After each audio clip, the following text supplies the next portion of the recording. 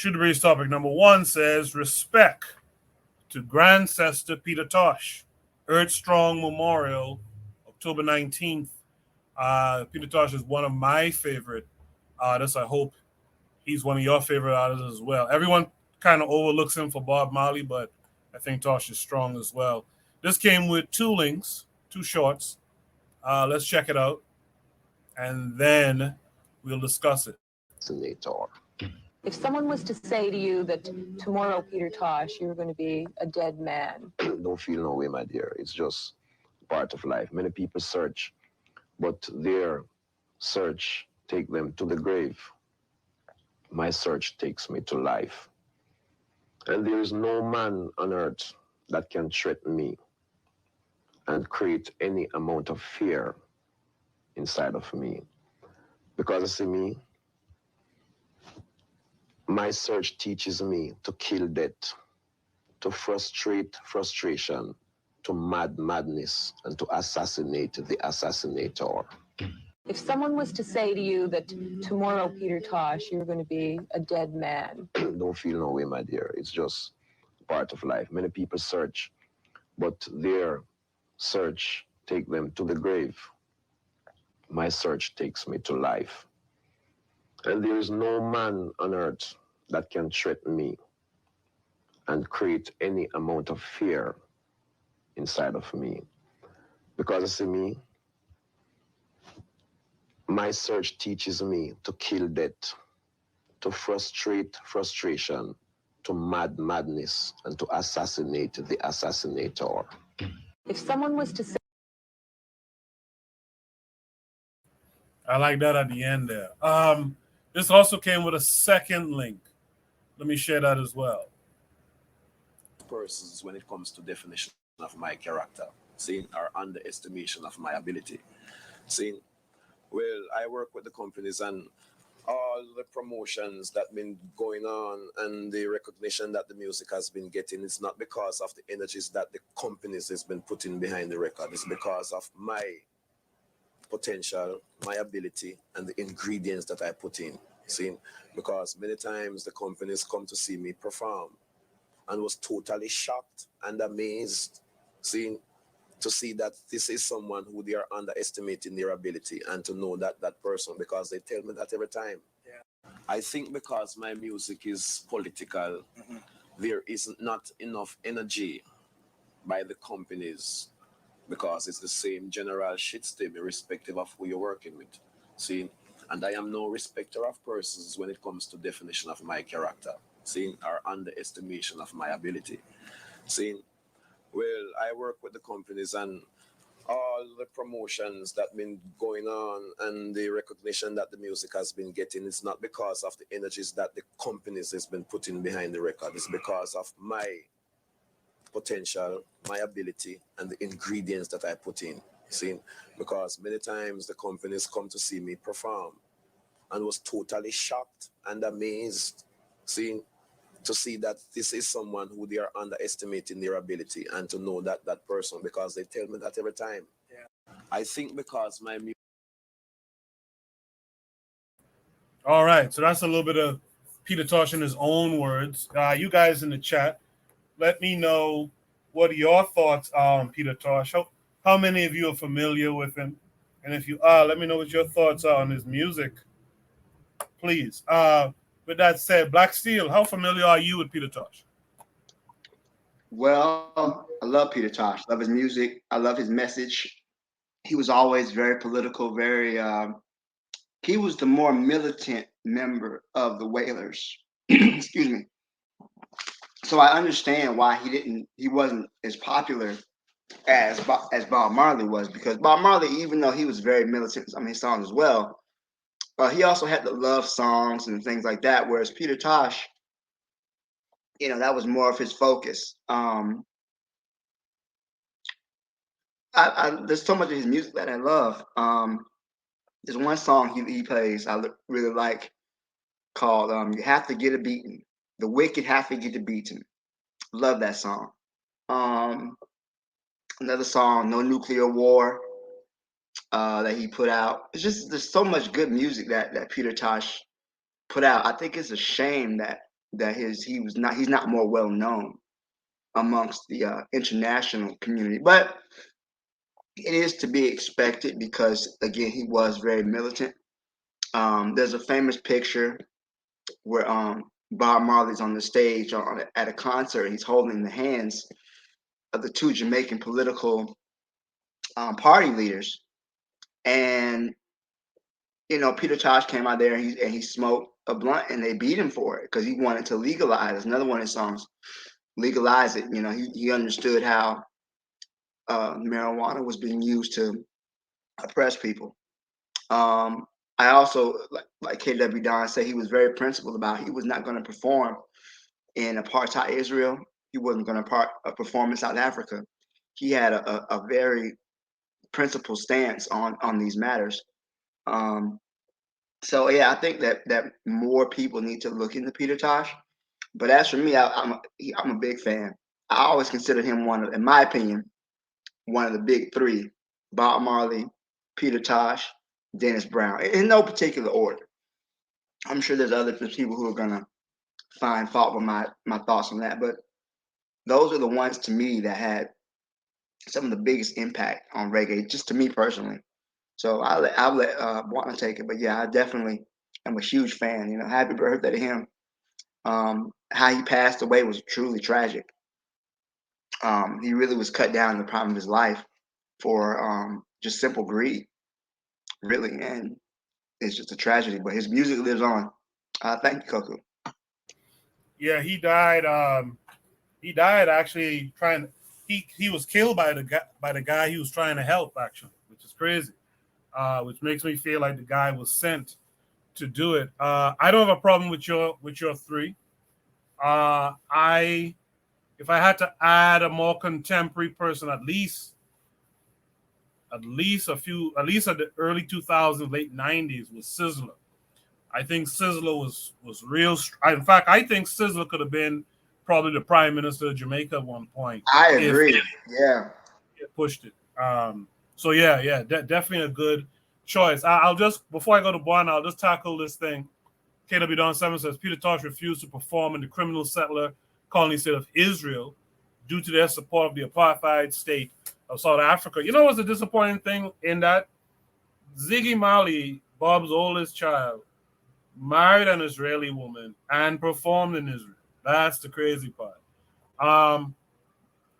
Trigger 262 Plus says, would you all say Peter Tosh is the fullest embodiment of Rastafarianism? I know people are not fond of Rastafarianism, but I consider its apex to be a Black Power movement with a spiritual nucleus. Also, a movement that tried to revive a lot of African spiritual practices. Chakara Speaks has a great presentation on it. I used to follow it closely one time ago. My only disillusionment with that movement, I know people have their problems with His Majesty, but my problem with it is that I would have liked to have seen it be a little bit more, what's the word, impactful. I would like to have seen it to be a little bit more exclusive. I remember going to a Nyabingi and a 12 tribe, especially 12 tribes. Forget about it. I remember going around some of their reasonings, and there's a white dude there, and it's like, yo, man, why don't you get this guy the fuck up out of here? And then there was these expectations, to hail these white folks up. I was not for it. So that was my biggest problem. Also, I want you to think a little bit bigger. I want the folks to think about nationhood a little bit more. Don't just make it a herb type of thing. With that said, though, Buana, what's your thoughts on Peter Tosh? Oh, I love Peter Tosh, man. One of my favorite songs. You can't blame the youth. You can't fool the youth. I like that song. And 400 years and Johnny Be Good. Johnny Be Good is an old song from Chuck Berry though. What he remade. I like that song. I like that Yeah. song. I like Burial. Burial. I like that. Man, listen. Legalizer was a classic album, and many people don't know that Peter Tosh really, taught Bob Marley how to play the guitar. He was essential in teaching many reggae artists outside of Bob Marley how to play musical instruments because he was a what they used to call it, what's the term, protege. What's I can't remember the name, but he was very good at instruments naturally. And he was a very talented writer, and he was political. He is one of my up there with one of my favorite artists besides Bob Marley. You get Peter Tosh, definitely Burning Spear. Burning Spear introduced me to Marcus Garvey, and I gotta give him credit all day for that. And that's they one of some of my favorite artists. Bunny Wailer. Bunny Wailer is a very good artist too. People underestimate him because he's overshadowed by Peter and Bob, but he's a very good artist, extremely good artist. But in terms of Rastafarianism, does he? What's the what was the point? What was the question? Does he exemplify Rastafarianism? Uh it depends on who you ask. It depends on who you ask. I would lean towards someone like maybe Muta Baruka, maybe Mortimer Plano. Peter Tosh is just the political side of Rastafari, and he had some spiritual aspects to him as well, but he didn't really bring that out so much in a lot of his songs. Maybe in personal dealings with Peter Tosh used to talk about spirituality more, but I think that it depends on who you ask that question to. Um, it was tragic how he died in terms of him actually trying to help people. But when you're dealing with our community, unfortunately, the people who you try to help the most is the people sometimes who try to harm you the most. And they don't see that I am trying to assist you. I am trying to help you. No, they look at you with a side eye. They fight you. And sometimes they could be extremely dangerous, and you have to be careful who you put a hand out to help sometimes. Because in your intention to help others, sometimes it could bite you, turn around and bite you. And unfortunately it did so for him. But I really could put a Peter Tosh up there in the pantheon of great reggae musicians and artists and writers. He's one of the best. So kudos to him. Happy Earth Day to him as well. Wherever he is in this universe, big shout out to Peter Tosh. I'll leave it there.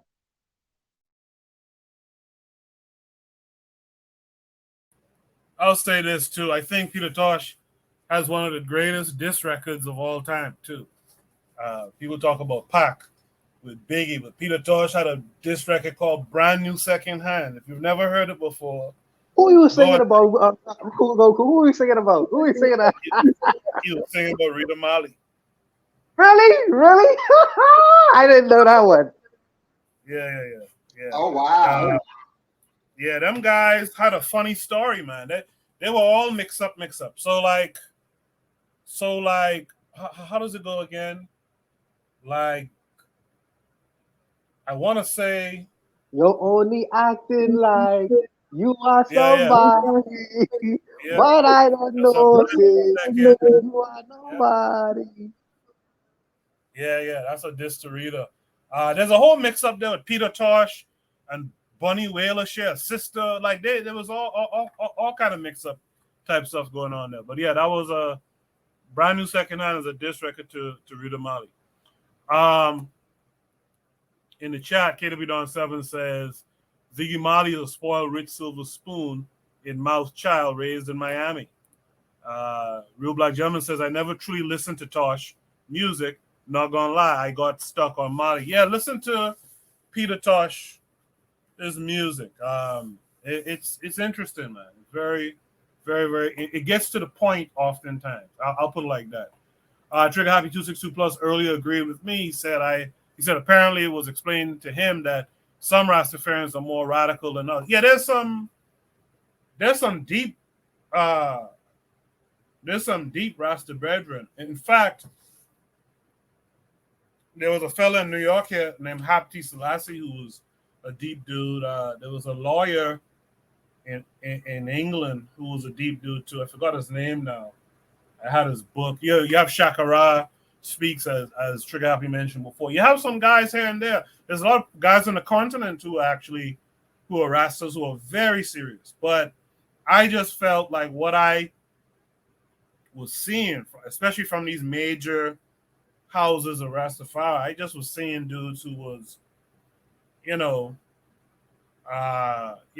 of rent a dread, kind of just smoking, kind of just chatting from the Bible and all this old shit, and I got tired of it personally. But KW Dawn 7 says 12 tribes loves white women, so I hear absolutely. So at least in my experience, let me preface that. If there's no other thoughts here on this, Yeah, again, there's other thoughts. My only issue in terms of what you was talking about just now, and because I used to be attracted to the Rastafarian business, but they so caught up with the King James. What's the difference between them and Christian? You know what I mean? It's to me, I feel like they put a black face on Christianity, which is a step in the right direction, but you still holding on to the King James.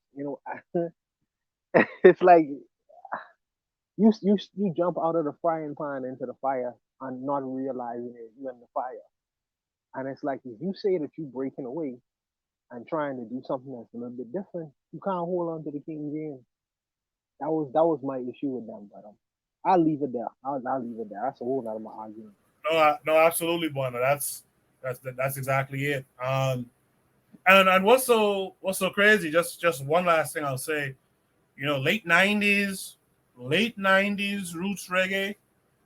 When you still had Freddie McGregor, you still had those guys like that performing. Tony Rebel, Capleton, Anthony B, Sizzler, Lucian. They was putting out some good music.